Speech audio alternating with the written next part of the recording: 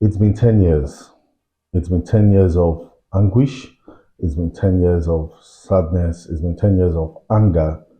It's been 10 years of failure on the part of the Nigerian government. And it's been 10 years of waiting for the families of the Chibok girls and the rest of concerned Nigeria. What does that mean to you?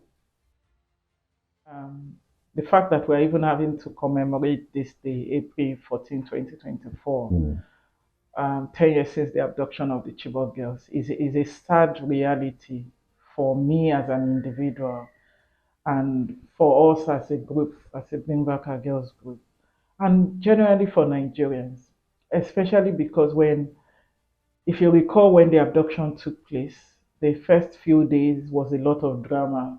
First, there was denial of the mhm. abduction. And I must say that even 10 years on, there are still people till date who don't believe that that abduction happened. Yep. But there was denial from the part of the duty bearer, the state government, the federal government. And by the time it was eventually acknowledged that girls had been taken, the insurgents had gained more ground. Experts will always say the first 24 to 48 hours It's is critical. critical in ensuring that the abductees are brought back. Mm. And so 10 years on, we are still bearing the consequence of that lack of swift response. And so it's a sad day, honestly. So far, 185 girls have either been rescued, been released, or they escaped on Escaped. their own. But we still have 91 of the Chibok girls still in abduction or unaccounted for. And I use the word unaccounted for because there has been many reports that some of the girls had been killed, and so many other reports. But because there is no official acknowledgement of the fate of the girls, we still are campaigning that 91 girls are still missing. But we mustn't also forget that 4 years after the Chibok abduction, there was the Dapchi abduction, where Mm-hmm. 110 girls were taken. Five of them died, while they were being taken to the den of the abductors. But there was one that didn't come back with the remaining 104 that were released, Leah Sharigo. But that's just few Dapchi girls, Chibok girls, out of many other abductions that have happened before then and after now. And a day like this is a reminder Yeah. of that stain on us as a nation. Stain on us as a nation is very apt.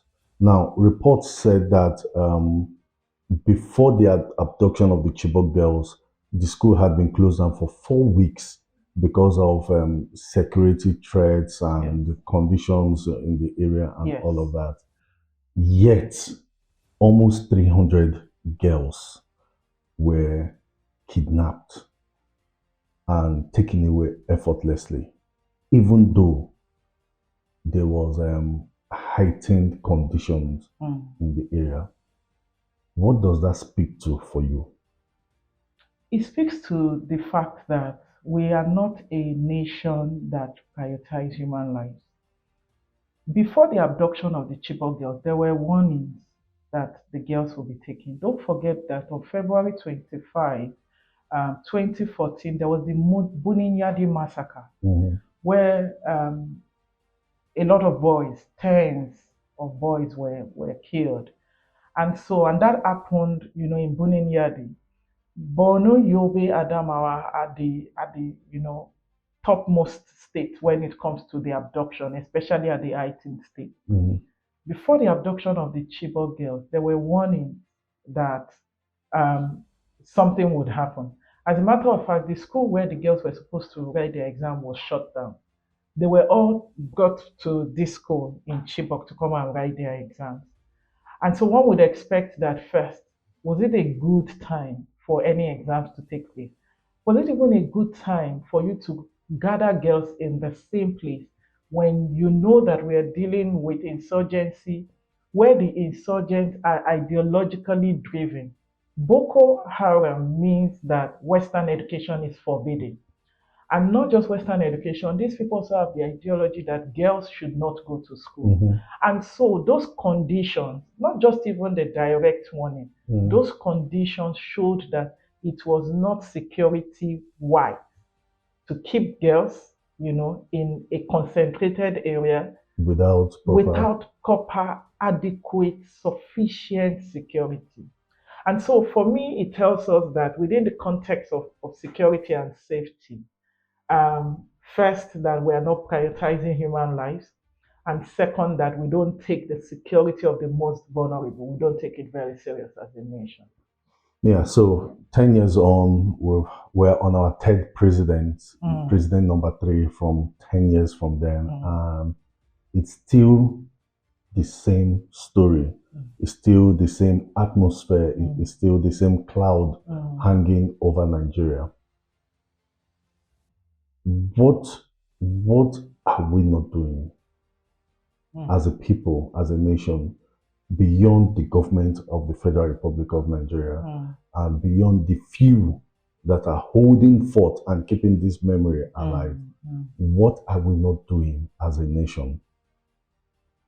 So, as a nation, I'll bring in the social contract principle here. We are a democratic society, and by democracy, it means that there is the governed and there is the government. It also means that there is the demand side and there is the supply side. The supply side is the government that bears the responsibility. Where do we find that responsibility? Is in section 14, subsection 2B of the Nigerian Constitution, which says essentially that the security and the welfare of the people shall be the primary responsibility of the government. Two things there: security and welfare. Now, your question is to the effect on what are we not doing? In terms of security, we know that there are key issues that fuel insecurity, not just in Nigeria as a nation, but in certain regions. If you look at the Northeast where this issue happened, there was already the issue of religious extremism. There was also the issue of ideological extremism, in that this group have certain ideologies. Prior to the abduction of the Chibok girls, they had shown that they were against westernization. They would have campfires and people would come and burn their Western certificate. All of those things were already showing. And so when you know that we have those tipping points, it is important that you set security measures and architecture in place to prevent any occurrence of what a group like that could do. In this case, we are talking about abduction. And so we're not getting that right. And one indicator that shows that we're not getting that right was the Dapchi abduction. And based on our data at Invictus Africa, we've gathered data to show that between the Chibok Girls abduction on April 14, 2014, and now, April 14, 2024, there has been at least 20 abductions of primary and secondary school children. That 20 abductions has led to the abduction of 1,754 school children. And so, from Chibok, one of the things we said then was that it was unprecedented, that there was no time in Nigeria where a large number of children had been taken. And so when that sad situation happens to a nation, one would expect that we would learn lessons from it. But what happened? February 18, 2018, the Dapchi abduction happened. So we're not getting that right in terms of security.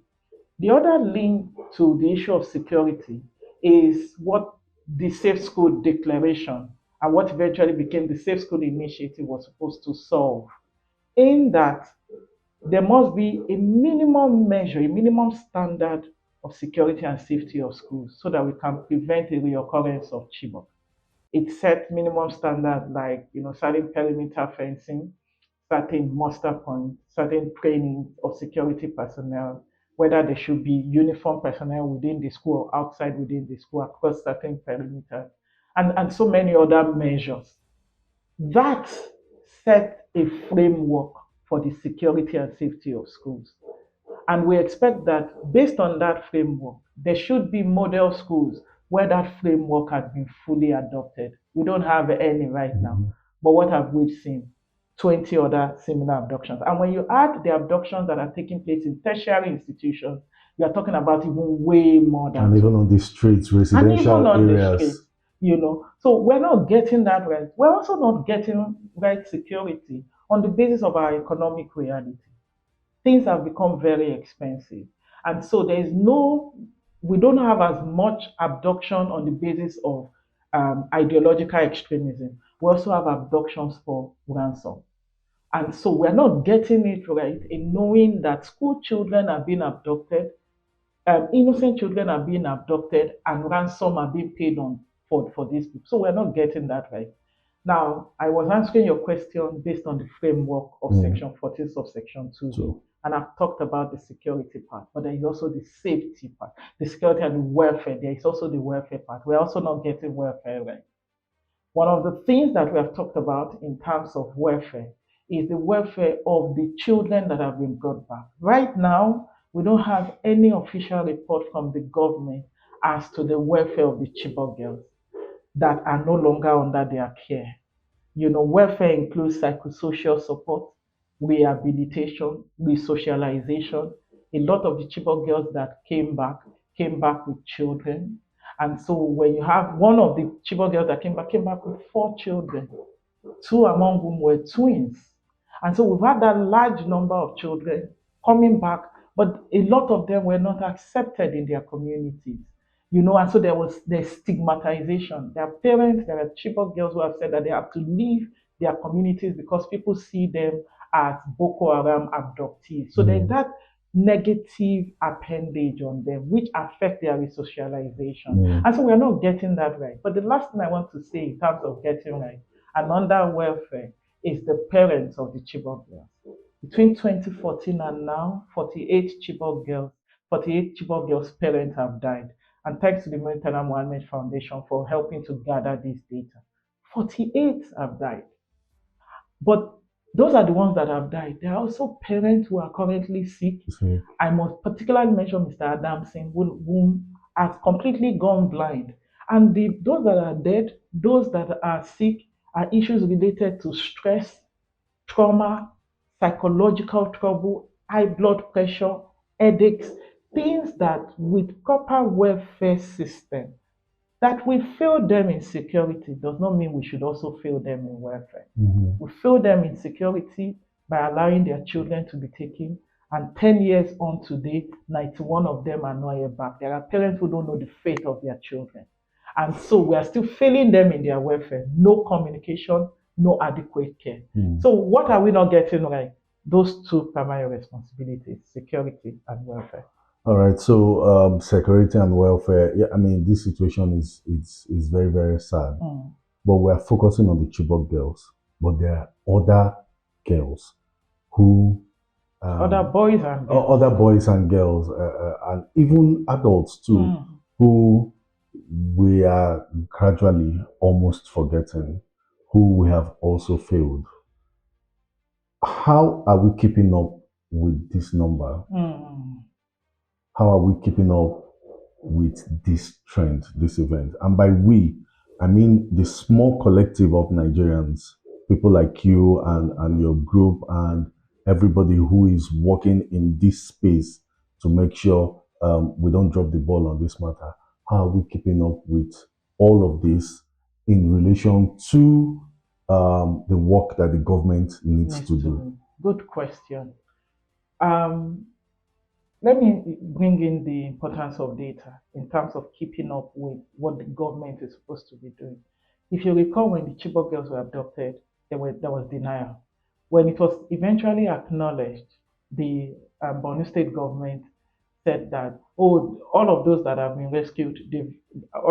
been abducted have been rescued except for eight, either eight or four. Mm. And so everybody just felt that. But then the community came back to say, no, our children have not been brought back.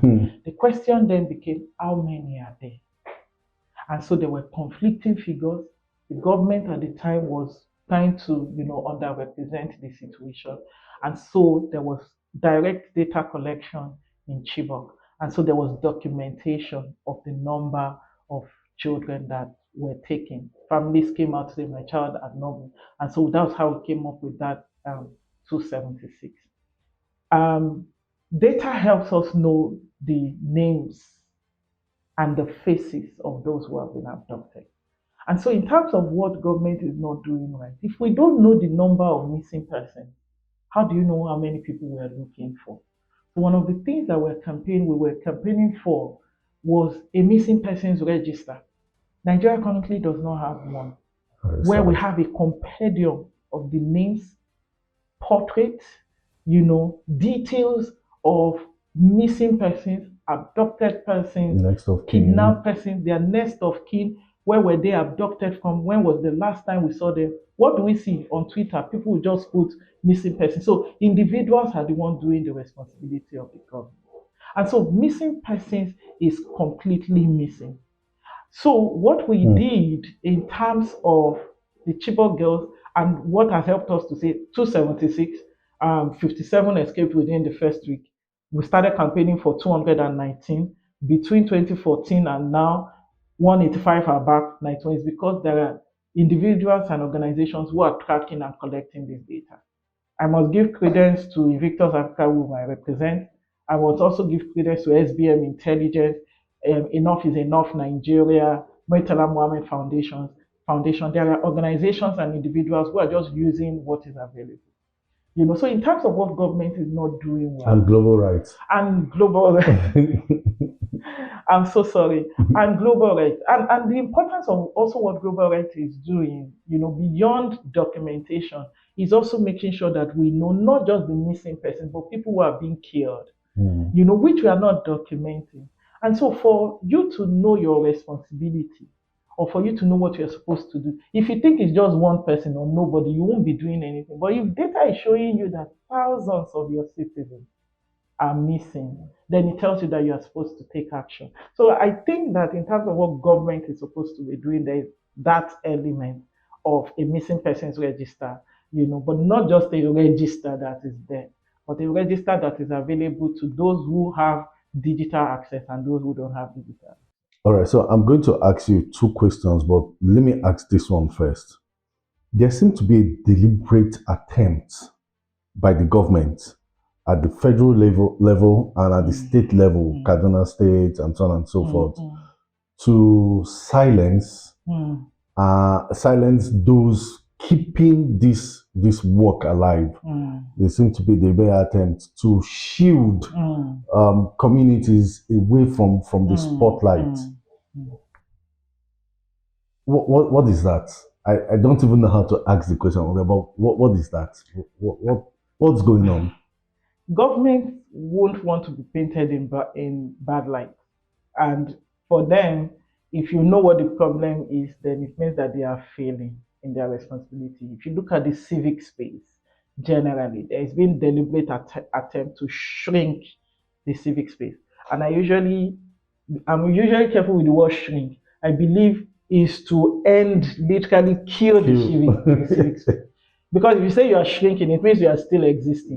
Laws are being promulgated to literally actively eliminate the civic space. Actions are being taken. You will see when there is, even when we're times when we're doing a lot of the Bring Back Our Girls campaign, there will be counter campaigns, there will be attacks. I remember May of 2015, we were beating up at Unity Fountain. Thugs just literally raided us and beat us. And that was when there's one picture of Antiope Ezekwesili sitting down on the floor. Yeah. She had a scarf on, she was pressing something. That was when that picture was taken. She sat there and said, if you want to kill me here. Because we're all beaten. I remembered on that day, one of us, Morocco, we call him Morocco, was stabbed. Somebody used something to stab him. And he was like, I have been stabbed. I have been stabbed. They used something to stab me on that day. And then so many others. So other than the direct violent attacks, laws are being used, you know, character assassination is being used just to make sure that, the civic space is not functioning. Now, in a democratic society where the social contract exists, the civic space serves as a watchdog. And when we talk about civic space, don't also forget, the media, journalists. We saw what is happening, especially with Fisayo Shoyobo and so many other journalists. Though everybody is under the civic space, just to deliberately silence them. And so I think when you have government like that, whether at state level, federal government, it is in their quest to shy away from their primary responsibility. In case you have not noticed, the Bola Ahmed Tinubu administration has not officially acknowledged that there are Chibok girls that are missing. And so there is sort of like no official transference of that burden or responsibility that the previous government didn't bring all of them back. Because what that part of the constitution says, it says the primary responsibility of the government. It didn't say administration. So if it was administration, it dies with one administration. As a matter of fact, sorry to interrupt you. There have been reports recently of Nigerian police denying abductions in different places in Lagos, in Kaduna, in Bagada, in different parts of in Guzo, in Abuja, in different places. They are actively denying these things, but we're seeing it every day. So, shouldn't the citizens, shouldn't Nigerians, not just those of us working in this space, shouldn't Nigerians be angry? Nigerians should be angry, but Nigerians are not angry. And even when Nigerians are angry, our anger is short-lived. Nigerians don't get angry for a long time because other issues will come. So, an issue as critical as the abduction of, let's say, 10 people could come up and we are all doing the hashtagging and expressing our anger. The next minute, a Bobrisky issue can happen and literally sweep off that thing. Wow. The next minute, a football match where Arsenal failed as usual, and Chelsea wins sometimes, literally sweeps us. So it is like we have selective hysteria, we have selective anger. And the shame of that for a democratic society is that the voiceless continues to be voiceless. The voiceless relies on people like us who have the voice, who have the media, who have the platform, who have the leverage, who have the influence to be able to be their voice. And so Nigerians don't understand the importance of consistent anger, long-term anger. And anger does not mean you are shouting or you are breaking things or you are occupying everywhere. So it means that we stay on the issue and you never keep quiet. You keep talking about the issue until the government, do something. For the Nigerian government, for the Chibok girls, if you recall, that action was not taken or heightened until the international community started reporting on it. And so sometimes it is until there is that international embarrassment before you see action that is being taken by our duty bearers. It's so sad. Recently, we had the children taken from Kuriga. Yes. And there was this thing of 287, 137. Yes. We've had children being kidnapped all over. Our executive director, Abiodun Bayo, was recently on BBC to talk about it, and you could see the horror on the face of the interviewer on BBC and all of that. Permit me to talk about this 137 and 287. That was the abduction that took place on March 7, 2024. That took place at LA Primary and Government Secondary School in Kuriga. When we had to gather our data, we were conflicted between 287 and 130, 287 and 137. Now, 287 was reported from the day the abduction took place. The day the children were brought back, they said it was 137. And so that's to tell you how difficult it is sometimes to even, campaign in Nigeria. Because if you want to do your campaign holistically for the impact that you expect, you should have the right kind of data. And so the government came out to say, no, it was 137 that came back. Now, what if there is a deliberate attempt to underreport the number of children such that it is just the 137 that are brought back? And once we report 137, we are not responsible for the remaining. What if it is actually 287? If it is actually 287, it means that, please help me do the math. We have about like 150. 150. Yes, 150 children. Nigerian children. Exactly. Who are boys and girls. Who are the not future of this country. who are not back and who will never be brought back because the state have refused to acknowledge that they went missing. And so if the state comes out to say it's 137, we are done, we've got back the 137. Mm. So it tells you that there are those. I think where I started having concern is if it is indeed 287, we've not seen parents of the 150 for it and saying that our children are not yet back. So it's difficult for us to be able to know what to believe. Well, this conversation is one that we can keep talking and talking about. But if you were to, if you were to, given the fact that the Nigerian government don't take care of these abductees when they are brought back, and their family members are suffering in all kinds of way, psychologically, emotionally, physically, mentally, biologically, and so on and so forth. What can we do? I mean, we can't replace the Nigerian government, but what can we do as a people? If we could talk to the communities around, if we could talk to the families around directly, and if we could talk to Nigerians as a whole, what can we do to ameliorate the effect of these abductions on the abductees when they are brought back home? You know, this question has a very painful answer. It's a good question, but with a very painful answer. And why that answer is painful is because it pushes back the responsibility on the people. Because if the government is failing, it means it's the people that the responsibility falls back on.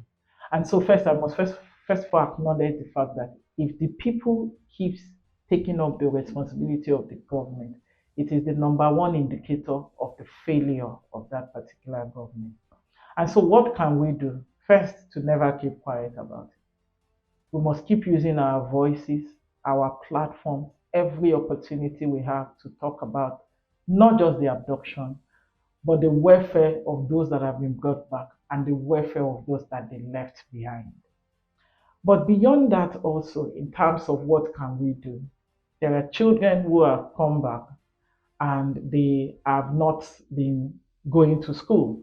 The stigmatization in the society or the communities that they return to often force them to just stay at home. There are parents who have to make the hard choice between sending their children to school and keeping them alive. And they would rather just keep them alive and keep them at home. What does that say of the future of not just the society, but the future of that child, the future of that family, and the future of Nigerians as a whole? So what can we do is also that we must identify those children and we must support them in one way or the other. The same we give scholarships, we must also give scholarships to those people. The same way we can make sure that people are secured. Right now, every Nigerian provides their own security, their own water, their own, and so a lot of the responsibilities of government is being taken up by Nigerians. So this looks like again Nigerians will take this up again. And so it just means that everything that we believe the government should be doing and they are not doing because of the lives of those involved, then we have to do it ourselves.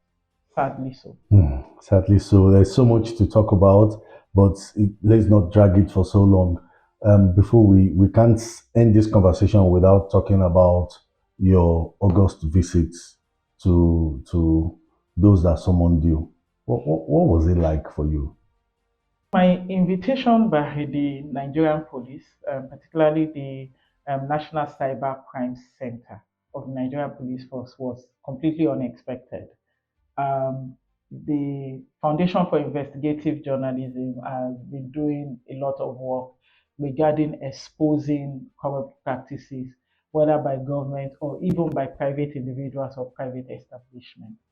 And so, after the report that we did on the Nigeria Customs Services, we saw this heightened, attack on Fisayo Shoyombo, who is the investigative journalist, but also on, other members of the FIJ team.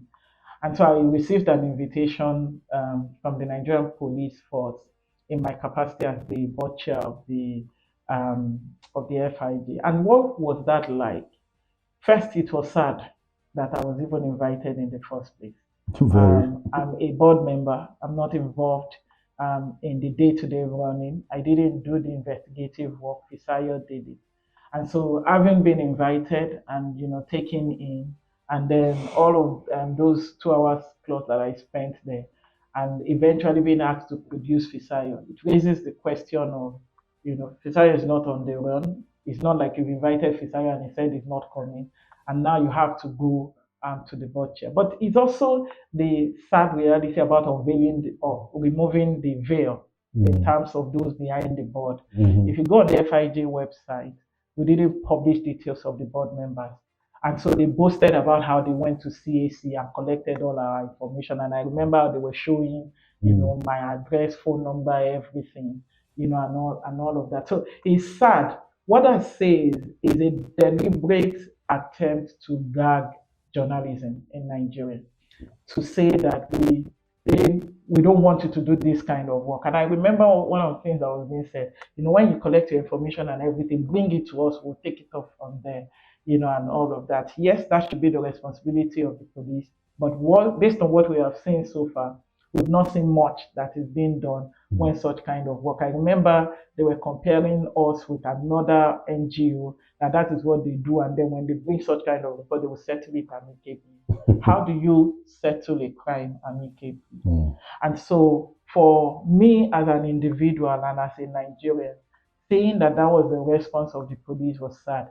IB Dende, who is the key smuggler that was captured in that story, has never been invited by the Nigerian police for any questioning. Nobody that Fisayo Shoyombo mentioned in that report has been invited. No investigation has been done to establish whether the revelations that Fisayo had done, whether they are true or not. None of that has been done. The only thing you did was to invite the board chair and use a decoy as an approach to establish whether all the stories we report are true or not. So again, it's the reality of the civic space in Nigeria, Mm. and I'm hoping that we will do better.